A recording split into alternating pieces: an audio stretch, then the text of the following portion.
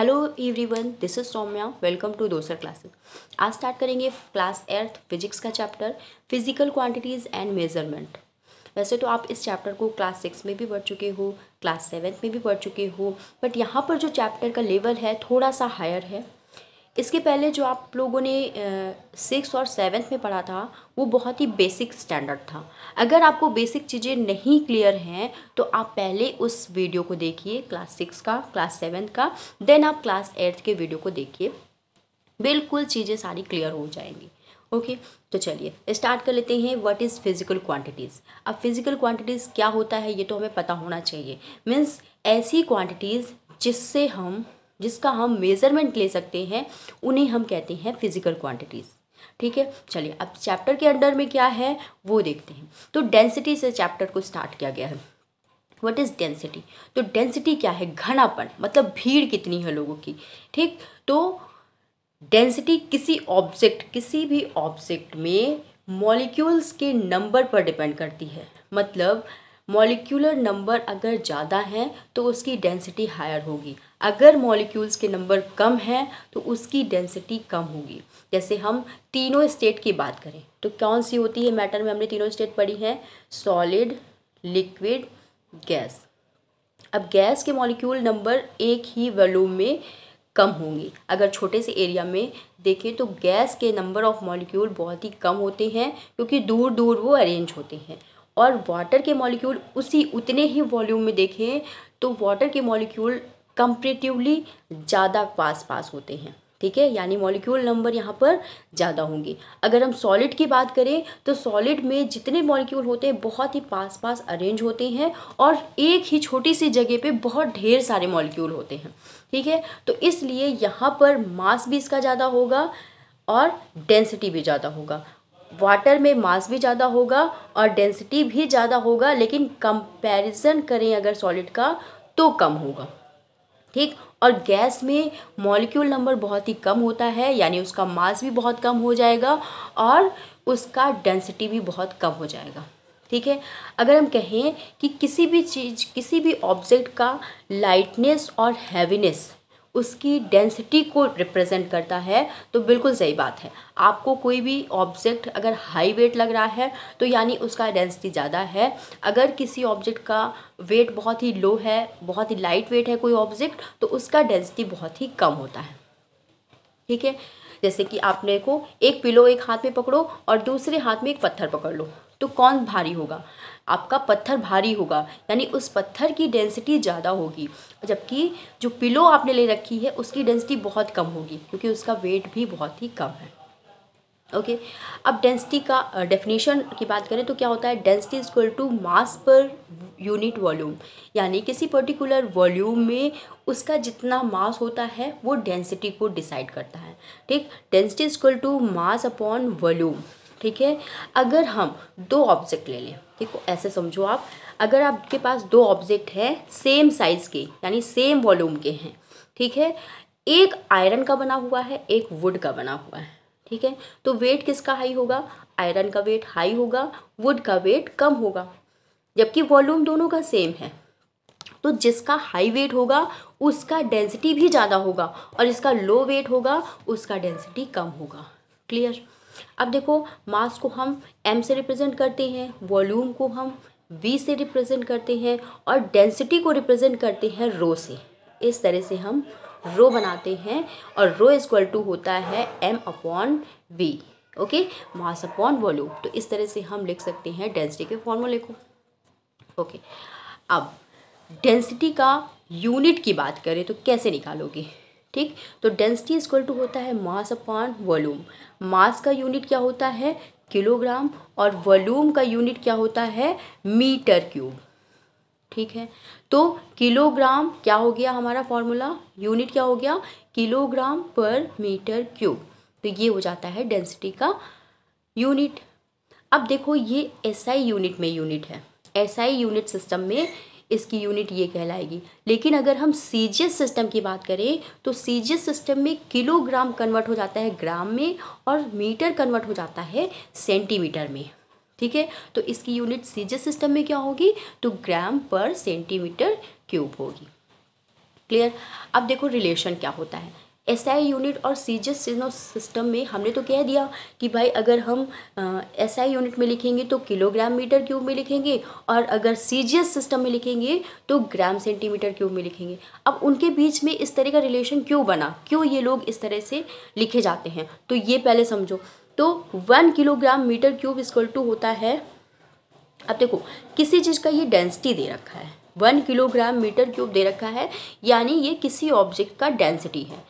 तो डेंसिटी का फॉर्मूला क्या होता है, मास अपॉन वॉल्यूम। तो मास में हमने क्या रख दिया 1 kg, और वॉल्यूम भी हो जाएगा हमारा 1 मीटर क्यूब, क्योंकि डेंसिटी में 1 है तो यहाँ पर भी 1 होगा और यहाँ पर भी 1 होगा, तो ऐसे हमने लिख लिया। अब हमें पता है कि 1 किलोग्राम में 1000 ग्राम होता है, ठीक, तो यहाँ हमने लिख लिया 1000 ग्राम। देन 1 मीटर में 100 सेंटीमीटर होता है, ठीक। तो अगर हम इसको ओपन करके लिखें तो यहाँ हो गया 1000 और नीचे आ गया 100 3 टाइम, ये 3 टाइम हमारा 100 हो गया, ठीक है।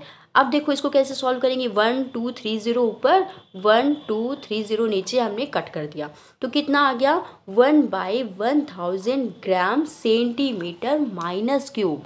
अब माइनस क्यूब क्यों लिखा हमने, क्योंकि यहाँ पर हम जब लिख रहे थे तो लिख रहे थे अपॉन में, ग्राम के अपॉन में था सेंटीमीटर क्यूब। अगर ये हम साथ में लिखेंगे, अपॉन को हटाते हैं तो सेंटीमीटर माइनस क्यूब आता है, ठीक है। तो इस रिलेशन की वजह से ये दोनों का यूनिट और उसका जो मैग्नीट्यूड है वो भी चेंज हो जाता है, ठीक है। तो ये हो गया इनके बीच में रिलेशन, ओके। अब देखो कुछ चीज़ों की यहाँ पर डेंसिटी दे रखी है और रिलेटिव डेंसिटी दे रखी है। रिलेटिव डेंसिटी तो हम बाद में देखेंगे, पहले हम बात करते हैं डेंसिटी की। तो हम लोग को पहले ये तो आइडिया होना चाहिए कि सॉलिड का जो डेंसिटी होगा वो हायर होगा, क्योंकि वहाँ पे नंबर ऑफ़ मॉलिक्यूल ज़्यादा है, उसका वेट भी ज़्यादा है, ठीक। उससे इसके कंपैरिजन में लिक्विड का जो डेंसिटी है वो कम होगा, और इसके बाद गैसियस का जो डेंसिटी है वो और भी ज़्यादा कम होगा, ठीक है।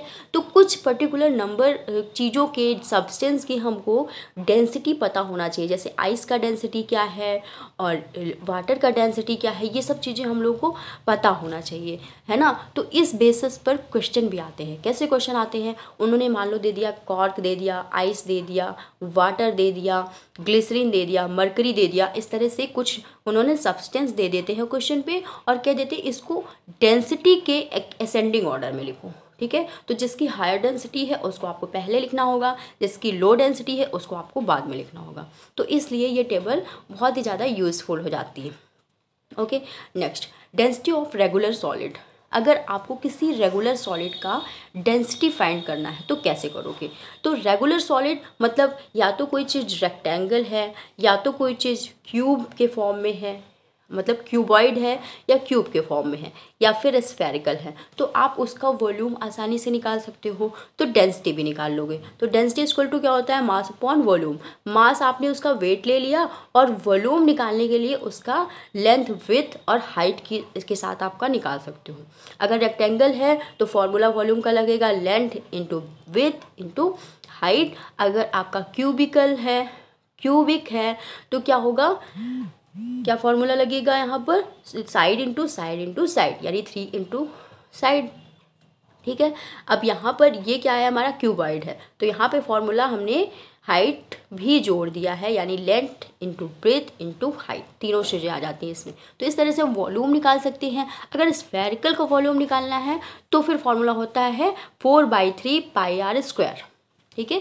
तो इस तरह से आप फॉर्मूले को रख के और उसका मेज़रमेंट लेकर आप आसानी से उसका वॉल्यूम निकाल सकते हो, और मास रख के उसका डेंसिटी फाइंड कर सकते हो, ठीक है। लेकिन सोचो अगर इसका ये जो सॉलिड ले रखा है आपने, कोई इरेगुलर सॉलिड ले लो, मतलब ना उसकी लेंथ का पता चले, ना उसकी ब्रेथ का एक्चुअल पता चले, ना उसकी हाइट का पता चले, तो आप उसका कैसे निकालोगे उसका वॉल्यूम। तो क्या निकाल सकते हो, तो यस आप निकाल सकते हो। कैसे निकालोगे, तो देखो हमें पता है डेंसिटी इक्वल टू होता है मास अपॉन वॉल्यूम, ठीक है। तो इरेगुलर सॉलिड का सबसे पहले तो हमने ले लिया मास, ठीक है, तो हमें मास पता चल गया। अब वॉल्यूम निकालना है। वॉल्यूम कैसे निकालते हैं, चलो इसके लिए 2 तरीके हैं, ठीक है। इसके लिए 2 तरीके हैं। एक तो हम सिंपल मेजरिंग सिलेंडर से इसका वॉल्यूम निकाल सकते हैं, और दूसरा एक तरीका होता है यूरेका कैन। यूरेका कैन क्या होता है इसको अभी हम देखेंगे। तो सबसे पहले हम मेजरिंग सिलेंडर से किसी भी इरेगुलर सॉलिड का डेंसिटी फाइंड करेंगे। कैसे फाइंड करेंगे? हमें पता है डेंसिटी का फॉर्मूला होता है मास अपॉन वॉल्यूम। मास हमने निकाल लिया है, उसका सिंपल वेट लेके, और वॉल्यूम कैसे निकालना है वो देखेंगे। ठीक है, तो उसके लिए हमने क्या किया, एक मेजरिंग सिलेंडर लिया। मेजरिंग सिलेंडर में इस तरह से स्केलिंग दे होती है बाहर की तरफ, जिसमें ml लिखा होता है कि 10 ml हो गया, 20 ml हो गया, 30 ml हो गया, 50 ml हो गया, इस तरह से स्केलिंग दे रखी होती है। जब आप इसमें वाटर फिल किए तो वाटर मान लो आपने एक लेवल तक फिल किया, वो लेवल क्या है, ये आपने 30 ml ये जो लेवल है वो आपने नोट डाउन कर लिया। अब क्या करना है आपको, अब एक जो इरेगुलर सॉलिड है जिसका आपको वॉल्यूम निकालना है, उसको आपने इसी वाटर पे डाल दिया, मतलब इसी वाले मेजरिंग सिलेंडर पे डाल दिया। जैसे आपने इसको डालते हो तो क्या होता है, ये जो इरेगुलर सॉलिड है ये कोई ना कोई स्पेस लेगा वाटर के अंदर। जितना स्पेस ये लेता है उतनी जगह का पानी कहाँ चला जाएगा, वो तो कहीं जाएगा नहीं, वो सीधा राइज कर जाएगा ऊपर की तरफ। यानी वाटर लेवल को 30 ml से वो 40 ml बढ़ा देगा। यानी यहाँ का जो मेज़रमेंट अगर हम कर लें तो हमें पता चल जाएगा कितना ml वाटर बढ़ा है, यानी कितना ml वाटर के स्पेस में ये इरेगुलर सॉलिड आ गया है। ठीक है, तो हम एक्चुअल वॉल्यूम इरेगुलर सॉलिड का निकाल सकते हैं। तो हमें क्या करना है, ये हमारा 30 ml हो गया V1। ठीक, और जो हमने बाद में राइज हुआ वाटर का लेवल है वो क्या है, V2 है। तो V2 से V1 को अगर हम माइनस कर दें तो हमारा यहाँ का वॉल्यूम निकल आएगा। ठीक है, तो वही क्या हमने V2 से V1 को माइनस किया तो क्या आ गया, 30 से ये 40 ml गया है तो क्या आ गया, 40 माइनस 30, तो क्या आ जाएगा, 10 ml हमारा एक्चुअल जो इरेगुलर मास का वॉल्यूम है वो निकल के आ जाएगा। अब मास हमें पता है, वॉल्यूम पता चल गया, अब हम डेंसिटी को फाइंड कर सकते हैं। क्लियर हो गया? तो हम मेजरिंग सिलेंडर से इस तरह वॉल्यूम निकाल लेते हैं और डेंसिटी निकाल लेते हैं। नेक्स्ट एक और तरीका है यूरेका कैन। ये जो आप लोग इस तरह का इंस्ट्रूमेंट्स देख रहे हो, ये इंस्ट्रूमेंट यूरेका कैन कहलाता है। कैसा होता है, एक वीकर शेप का होता है जिसमें साइड में एक ट्यूब लगी होती है जिससे एक्सेस वाटर जो है वो निकल के बाहर आ सकता है। ठीक है, और ये जो एक्सेस वाटर है उसको हमें एक मेजरिंग सिलेंडर में कलेक्ट भी करना है। अब हमें क्या करना है, पहले तो क्या करना है, सबसे पहले इस यूरेका कैन में वाटर को फिल करना है पूरा इस लेवल तक। ठीक है, जहाँ से पानी वो गिरने लगता है। अब वहाँ तक हमने फिल किया, अब हमें वो सॉलिड इसके अंदर डालना है जिस सॉलिड का हमें वॉल्यूम पता करना है। तो ये सॉलिड हमने डाल दिया इसके अंदर। जैसे ही हमने डाला तो ये भी क्या करेगा, कुछ ना कुछ स्पेस एक्यूपाई करेगा वाटर के अंदर। अब स्पेस एक्यूपाई करेगा तो वहाँ के बीच उस जगह के पानी को निकाल के बाहर फेंकेगा। ठीक है, तो ये वाटर राइज हुआ, और राइज होने के साथ क्या हुआ, अब ऐसे बीकर में तो जगह नहीं है तो ये साइड के ट्यूब से वाटर को निकाल देगा। एक्सेस वाटर आपका पूरा यहाँ पर कलेक्ट हो गया। सेम मेजरिंग सिलेंडर की तरह है। मेजरिंग सिलेंडर में क्या हो रहा था, वाटर लेवल राइज हो रहा था और वहीं पर था, और यहाँ पर क्या हो रहा है, अलग जाकर वाटर कलेक्ट हो गया। अब इसकी रीडिंग हम ले लेंगे कितना ml वाटर है, वो हम कह सकते हैं कि यही होगा इरेगुलर सॉलिड का डेंसिटी, सॉरी वॉल्यूम। अब हमें वॉल्यूम मिल गया, यहाँ से हम इरेगुलर सॉलिड का पहले मास भी निकाल लेंगे। अब हमें मिल गया मास अपॉन वॉल्यूम, तो हम आसानी से डेंसिटी को फाइंड कर सकते हैं। ठीक है, तो ये दो तरीके हैं, एक मेजरिंग सिलेंडर और दूसरा यूरेका कैन, जिससे हम डेंसिटी फाइंड कर सकते हैं। ओके, अब हम बात करेंगे measurement of density of liquid. अगर हमको अभी हम कर रहे थे किसी सॉलिड का वॉल्यूम निकाल रहे थे, अगर हमको किसी लिक्विड का वॉल्यूम निकालना है तो कैसे निकालेंगे? ठीक, तो उसके लिए क्या करेंगे, हम सिंपल सा काम है, एक मेजरिंग सिलेंडर लेंगे, उसमें जिस लिक्विड का हमें वॉल्यूम पता करना है उस लिक्विड को फिल कर देंगे, और जिस लेवल तक जाता है उस लेवल को नोट डाउन कर लेंगे, तो वो निकल के आ जाएगा हमारा उस लिक्विड का वॉल्यूम। मान लो यहाँ पर 60.2 68.2 वॉल्यूम आ रहा है। ठीक है, तो अच्छा यहाँ पर हम लेवल को कैसे हम लिखते हैं, तो यहाँ पर आप जब देखोगे तो क्या दिखेगा आपको, इस तरह का लेवल कभी वाटर का दिखेगा उस ट्यूब में और कभी इस तरह का लेवल दिखेगा। ठीक है, तो इसका जो कर्व लिया हुआ पोर्शन है वहाँ से आपको मेजरमेंट करना है। चाहे ऊपर लिया होगा कर्व तो ऊपर से मेजरमेंट करोगे और नीचे लिए होगा कर्व तो नीचे से मेजरमेंट करोगे, तो आपका बिल्कुल एग्जैक्ट आएगा। ठीक है, तो इस तरह से आप लेवल को नोट डाउन करके इसका वॉल्यूम निकाल सकते हो। यही वॉल्यूम होगा इसका लिक्विड का। तो मास आप अलग से कर लो और वॉल्यूम निकाल लिए, आप डेंसिटी फाइंड कर सकते हो। ओके, चलो अब density of liquid by density bottle. अच्छा एक चीज़ और, मास अगर आपको निकालना होगा तो मास आप वेट कैसे करोगे। अगर सॉलिड का होता है तो आपने डायरेक्ट उसमें वेट बैलेंस में रखा और वेट कर लिया। अगर आपको लिक्विड का वेट फाइंड करना है तो इसके लिए आप क्या करोगे, सबसे पहले क्या करोगे, एक जो खाली आपका सिलेंडर है उसका पहले वेट ले लोगे, वो आ जाएगा आपका m1। अब उसके बाद इस वाटर को फिल करने के बाद इसका वेट लोगे तो वो आ जाएगा हमारा m2। अब जो बाद में वेट लिया होगा, मान लो वो 60 आया, ठीक है, और जो पहले वेट लिया था वो आपका आ रहा था 40, तो क्या करोगे, m2 से m1 को माइनस कर दोगे तो आपका इस लिक्विड का एक्चुअल मास निकल के आ जाएगा। उस मास को आप यहाँ पर रखोगे, उसके बाद डेंसिटी फाइंड कर सकते हो। ओके, चलो अब density of liquid by density bottle. देखो एक दूसरा तरीका भी है, स्पेसिफिक एक बॉटल आती है जिसको हम डेंसिटी बॉटल कहते हैं या आरडी बॉटल कहते हैं। आरडी बॉटल इसलिए कहते हैं क्योंकि इसी से हम रिलेटिव डेंसिटी फाइंड करते हैं। ठीक है, इसलिए इसको आरडी बॉटल कहते हैं। तो इस बॉटल से भी आप डेंसिटी किसी भी लिक्विड की निकाल सकते हो। ये जो बॉटल होती है ना, ये कैसी होती है, तो ऊपर की तरफ इसमें इस तरह का एक लिड लगा होता है। अगर आप वाटर को यहाँ तक पूरा फिल करोगे तो ये लिड जैसे ही बंद करोगे तो जितना एक्सेस वाटर होगा वो सब निकल के बाहर आ जाएगा, और जितने वॉल्यूम की ये बॉटल होगी उतना वॉल्यूम का वाटर इसके अंदर फिल हो जाएगा। ठीक है, तो ये जो बॉटल होती है ये अलग अलग साइज़ की आती है। 50 ml की भी आती है, 25 ml की भी आती है, 100 ml की भी आती है, 200 ml की आती है, तो अलग अलग साइज इसके होते हैं। ठीक है, अब density of bottle small glass bottle, एक छोटी सी स्मॉल ग्लास बॉटल होती है जिसमें एक स्टॉपर लगा होता है, यहाँ पर एक स्टॉपर लगा होता है। ठीक है, अब इस बॉटल में आप एक फिक्स वॉल्यूम को ही मेज़र कर सकते हो, यानी कि जितने ml की ये बॉटल होगी उतना ही वॉल्यूम आप किसी भी लिक्विड का फाइंड कर सकते हो। ठीक है, तो अगर आपको पता चल गया कि ये 50 ml की बॉटल है तो यानी आपने जितना लिक्विड लिया है वो 50 ml का लिक्विड हो गया, यानी उसका वॉल्यूम फाइंड हो गया। अगर आपको नहीं पता है कि ये बॉटल कितने ml की है, तब आप वॉल्यूम कैसे उसका निकालोगे।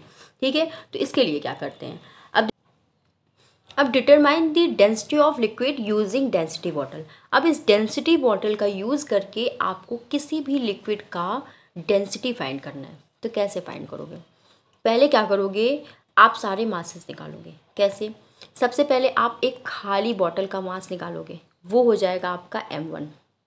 ठीक है, दूसरी बार आप क्या करोगे, इस बॉटल में वाटर पूरी तरह से फिल करोगे और उसके बाद इस लिड को लगाओगे, एक्सेस वाटर है उसको निकल जाने दोगे, उसके बाद इसका वेट फाइंड करोगे तो कितना आएगा, m2 आ जाएगा। अब क्या करोगे, वाटर को भी हटा दो, अब उस खाली बॉटल में उस लिक्विड को डालो जिसका आपको डेंसिटी फाइंड करना है। तो वो लिक्विड अगर आप इसमें पूरी तरह से फिल कर दोगे तो क्या होगा, उस लिक्विड का जो मास निकालोगे वो आ जाएगा m3। अब आपके पास 3 मास हो गए, m1 m2 m3। अब क्या करना है, देखो ध्यान से, अब हमको निकालना है mass of water. Actual mass of water क्या हो जाएगा, m2 माइनस m1 हो जाएगा। क्यों क्योंकि बॉटल के साथ जो वाटर का मास निकाला उससे हमने खाली बॉटल के मास को हटा दिया, माइनस कर दिया, तो हमारा एक्चुअल वाटर का मास आ गया। अब हमें मास ऑफ लिक्विड निकालना है तो m3 जो आया है, m3 से हमें m1 को माइनस कर देना है, खाली बॉटल के मास को हमें माइनस कर दिया सॉरी। अब देखो यहाँ पर अगर दिया हुआ है density of water 1 gram centimetre cube, हमें पता है वाटर की डेंसिटी 1 ग्राम सेंटीमीटर क्यूब होती है। ठीक है तो अगर डेंसिटी 1 है और मास, अगर हम डेंसिटी का फॉर्मूला रखें तो मास अपॉन वॉल्यूम, तो वॉल्यूम इधर हो जाएगा, यानी हमारा वॉल्यूम भी मास के बराबर हो जाएगा। तो हम क्या लिख सकते हैं, volume of liquid is equal to m2 minus m1, यानी वाटर के मास के बराबर हो जाएगा हमारा वॉल्यूम ऑफ लिक्विड भी। ठीक है, क्लियर हो गया। तो क्या हो जाएगा, density of liquid is equal to mass of liquid upon volume of liquid. Mass of liquid क्या हो जाएगा, m3 माइनस m1। ठीक, अब लिक्विड का जो वॉल्यूम है वो क्या हो जाएगा, वाटर के वॉल्यूम के इक्वल, तो मास 2 यानी m2 माइनस m1। तो इस तरह से हम इस फॉर्मूले को रखकर किसी भी लिक्विड का डेंसिटी फाइंड कर सकते हैं। ठीक है, अब देखो, अगर एग्जाम्पल एक देखें तो मान लो किसी भी बॉटल की, एम्प्टी बॉटल का m1 दे रखा है 30 ग्राम, m2 आपने निकाल लिया 60 ग्राम और m3 निकाल लिया है 54 ग्राम। ठीक है, अब हमको इसका डेंसिटी फाइंड करना है। तो कैसे की डेंसिटी फाइंड करोगे, density of liquid is equal to m upon v। तो m हमने कैसे निकालना है, m3 माइनस m1। तो m3 हमारा है 54 माइनस m1 तो 30 ग्राम, तो हो जाएगा 24 ग्राम। अब वॉल्यूम ऑफ लिक्विड निकालेंगे, तो वॉल्यूम ऑफ लिक्विड क्या हमने निकाला था, अभी क्या बताया था, वॉल्यूम, वाटर का volume equal to mass of volume, मतलब वाटर का मास। ठीक है, तो लिक्विड का वॉल्यूम इक्वल टू भी हो जाएगा मास ऑफ वाटर। तो मास ऑफ वाटर यहाँ पर रखेंगे तो क्या रखेंगे, m2 माइनस m1, तो हो जाएगा हमारा 30 सेंटीमीटर क्यूब। अब हमने इसको पुट कर दिया फॉर्मूले पे, 24 gram upon 30 centimetre gram, answer आ गया हमारा 0.8 gram centimetre minus cube. Okay, बिल्कुल क्लियर है। ठीक है, आप इसको एक दो बार और भी रिपीट करके देखिए, बिल्कुल क्लियर होने वाला है। ओके, नेक्स्ट, रिलेटिव डेंसिटी क्या होता है। अब रिलेटिव डेंसिटी नाम से ही आपको समझ में आ रहा है, रिलेटिव डेंसिटी मतलब किसी डेंसिटी को, किसी चीज़ के डेंसिटी को दूसरे सब्सटेंस की डेंसिटी के साथ रिलेट करना, मतलब रिलेशन बताना। ठीक है, तो ये कहलाता है रिलेटिव डेंसिटी। इसको हम RD से भी रिप्रेजेंट करते हैं, और एक और नाम होता है इसका स्पेसिफिक ग्रेविटी, इस नाम से भी पूछा जा सकता है क्वेश्चन। ठीक है, अब the ratio of density of substance to that of the density of water is called relative density. ठीक है, अब रिलेटिव डेंसिटी में हम किसी भी सब्सटेंस का डेंसिटी को वाटर की डेंसिटी के साथ रिलेट करते हैं। ठीक है, तो रिलेटिव डेंसिटी इक्वल टू हो गया density of substance upon density of water. अब इसका कोई यूनिट नहीं होता, क्योंकि डेंसिटी का भी आप यूनिट वही लिखोगे और किसी भी सब्सटेंस की डेंसिटी का भी यूनिट वही लिखोगे। मान लो किलोग्राम पर मीटर क्यूब लिख दिया, और यहाँ पर भी आप लिखोगे किलोग्राम मीटर क्यूब। ठीक है, तो ऐसे ही लिखोगे पर मीटर क्यूब, तो दोनों हो जाएंगे कैंसिल आउट और हमारा कोई भी यूनिट यहाँ पर नहीं आएगा। ठीक है, तो ये चीज़ याद रखना है आपको, रिलेटिव डेंसिटी का कोई भी यूनिट नहीं होता। ओके, अब एग्जांपल देखते हैं कोई। डेंसिटी किसी भी आयरन की, मान लो किसी भी एक सब्सटेंस है, वो आयरन है। ठीक है, उसका डेंसिटी दे रखा है 7.8 ग्राम सेंटीमीटर माइनस क्यूब। अब वाटर का डेंसिटी हमको पता है और दिया भी हुआ है 1 ग्राम सेंटीमीटर माइनस क्यूब। ठीक है, तो हम क्या करेंगे, इसको ईजिली फॉर्मूले पे पुट करेंगे, density of iron upon density of water. ठीक है, तो ये हो जाएगा 7.8 अपॉन 1 ग्राम, तो हमारा आ जाता है आंसर 7.8। ये दोनों कैंसिल आउट हो जाते हैं, यूनिट भी और 1 का कोई वैल्यू नहीं है, तो आंसर आ जाता है हमारा 7.8 रिलेटिव डेंसिटी। क्लियर, तो आपको कोई भी क्वेश्चन आता है इस तरह से रिलेटिव डेंसिटी से रिलेटेड, तो ऐसे कर सकते हो। अब देखो, आप रिलेटिव डेंसिटी में, अब जैसे होता है रिलेटिव डेंसिटी का फॉर्मूला होता है density of substance upon density of water. ठीक है, अब देखो यहाँ पर दिया हुआ है 4 डिग्री एट 4 डिग्री सेल्सियस। ये क्यों दिया हुआ है, इसका मतलब होता है जो वाटर का फिक्स डेंसिटी दे रखा है वो दे रखा है 1 ग्राम सेंटीमीटर माइनस क्यूब, जो दे रखा है वो सिर्फ 4 डिग्री सेल्सियस टेम्परेचर पर ही वाटर के आएगा। ठीक है, क्योंकि टेम्परेचर चेंज होने के, किसी भी लिक्विड के टेम्परेचर चेंज करोगे तो डेंसिटी चेंज होगा, तो आपको वहाँ पर टेम्परेचर भी फिक्स करना पड़ेगा, तब जाके आप किसी भी डेंसिटी को फिक्स कर सकते हो। ठीक है, अब वाटर के 4 डिग्री सेल्सियस पर ही उसका डेंसिटी 1 ग्राम सेंटीमीटर माइनस क्यूब होता है। ये क्यों होता है ये आप हायर क्लासेस में पढ़ोगे, बस अभी आप इतना जान लो, ठीक है। तो ये होता है फॉर्मूला। अब फॉर्मूले को अगर हम पूरा लिखें, यानी density of substance equal to हो जाता है mass upon substance upon volume upon substance, ठीक। और वाटर की डेंसिटी इक्वल टू हो जाता है mass upon water, mass of water upon volume of water. ये हमने लिख लिया। अब देखो आप ध्यान से, अगर हम वाटर की वॉल्यूम को क्या करें, 1 ग्राम सेंटीमीटर क्यूब लिख दें, ठीक है, तो वो जो वॉल्यूम ऑफ सब्सटेंस आएगा वो भी आ जाएगा 1 ग्राम सेंटीमीटर क्यूब, ठीक है। तो जब वॉल्यूम दोनों के सेम होंगे तो क्या हो जाएगा, दोनों के वॉल्यूम हो जाएंगे कैंसिल आउट। तो हमारा फॉर्मूला क्या बचेगा, mass of substance upon mass of an equal volume of water, ठीक है। यानी सब्सटेंस का वॉल्यूम और वाटर का वॉल्यूम अगर सेम है तो आपका फॉर्मूला बन जाता है मास of substance upon mass of water, ठीक है। तो इस तरह से भी आप फाइंड कर सकते हो किसी भी डेंसिटी को। कैसे फाइंड करोगे, रिलेटिव डेंसिटी, तो देखो सबसे पहले उसी तरह हम लिक्विड का, किसी भी लिक्विड का अगर आपको डेंसिटी, रिलेटिव डेंसिटी फाइंड करना है तो क्या करोगे, सबसे पहले वही करोगे, क्लीन वाटर, खाली वाटर को मेज़र करोगे, वो आ जाएगा m1। उसके बाद वाटर को फिल करके मेज़र करोगे, m2 आ जाएगा। उसके बाद लिक्विड को फिल करके मेज़र करोगे, वाटर को हटा देना, उसके बाद आ जाएगा m3, ठीक है।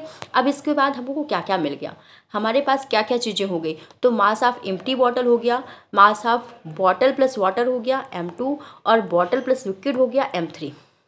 अब हमें मास ऑफ वाटर निकाला, m2 माइनस m1 किया, मास ऑफ लिक्विड निकालना है, m3 माइनस m1 करेंगे, ठीक है। इसके बाद क्या होता है, रिलेटिव डेंसिटी कैसे निकालेंगे, तो मास of liquid upon mass of equal volume of water, equal volume होगा तभी ये फॉर्मूला लगेगा, ठीक है। तो हमने क्या रखा, मास जो हमारा लिक्विड का मास है वो रख दिया m3 माइनस m1, ठीक है, खाली वाटर के मास को हटाना है इससे, अपॉन वाटर का मास क्या आ जाएगा, m2 माइनस m1।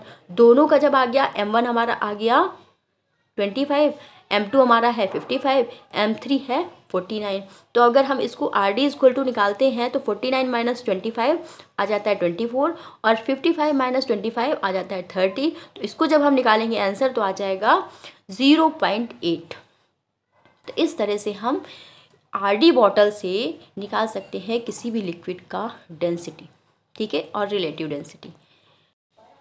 अब floating and sinking, floating and sinking का क्या मतलब है, फ्लोटिंग मतलब कोई चीज़ तैरते रहना, सिंकिंग मतलब डूब जाना। यानी कि अगर आप पानी पे कोई ऑब्जेक्ट डालते हो, कोई चीज़ डालते हो, तो वो अगर डूब गई तो सिंकिंग, और अगर तैर रही है तो फ्लोटिंग।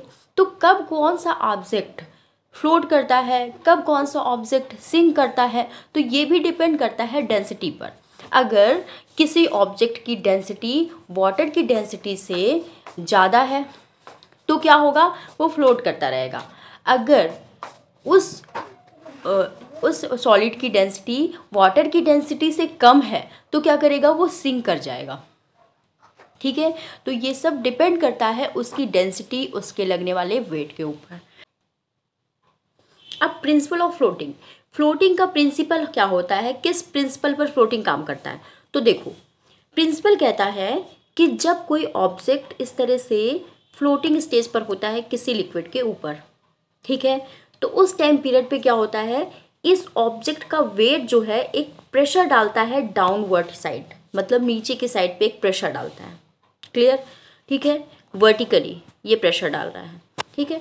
अब ये जो इमर्ज्ड पार्ट है, इस ऑब्जेक्ट का इमर्ज्ड पार्ट है, ये जितने पार्ट में इमर्ज्ड हुआ है यानी डूबा हुआ है उतना वाटर अपना साइड में हटाता है, ठीक है।